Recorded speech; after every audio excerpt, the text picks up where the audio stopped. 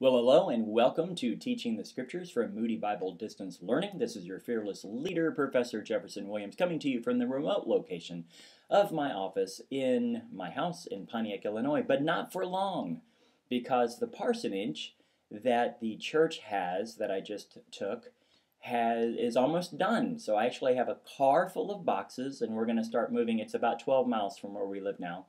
And my 20-year-old son and his friend is going to rent our house. So this is working out fantastic. So this is one of the last times I'll be posting from this office.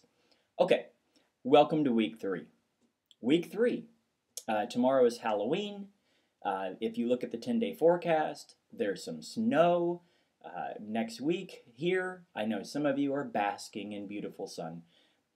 Whatever. So, week 3, you're going to get into it.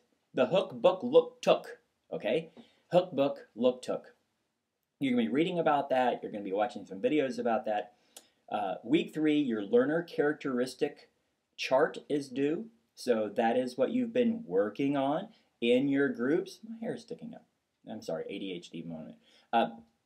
That's what you've been working on in your groups, and hopefully, and that is due this week.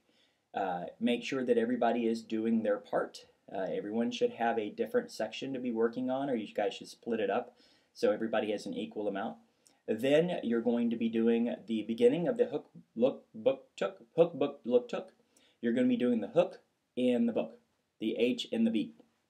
So there is an outline template that you'll fill out. You're going to do the outline, and then you're just this week, 1,500 words, you're just going to do the hook and the book.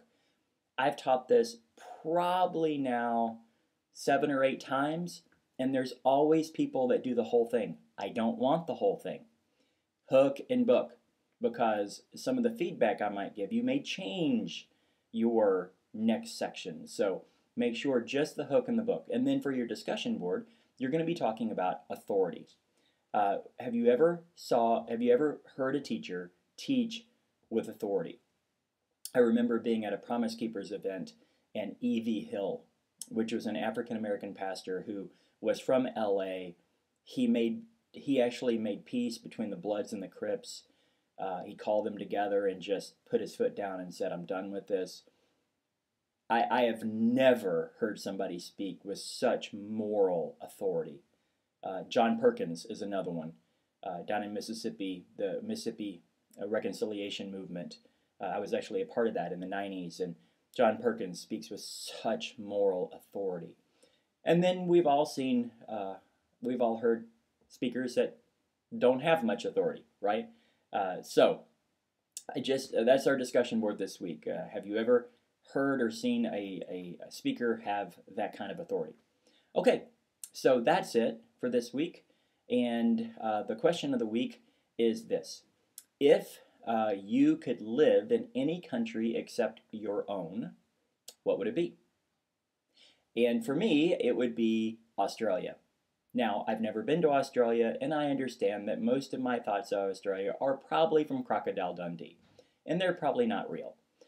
But I would love to go to Sydney. I would love to snorkel the Great Barrier Reef. I would love to live in Australia, mate, and eat some, see some dingoes and whatever. I don't know.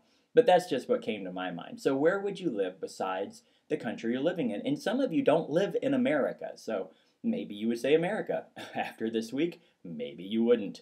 So I'm excited for group. This is when we're going to start. You're going to start getting into your lesson this week. So I'm really excited for that because I'm excited to watch you teach. It's something that I geek out over every 8 weeks that I do this.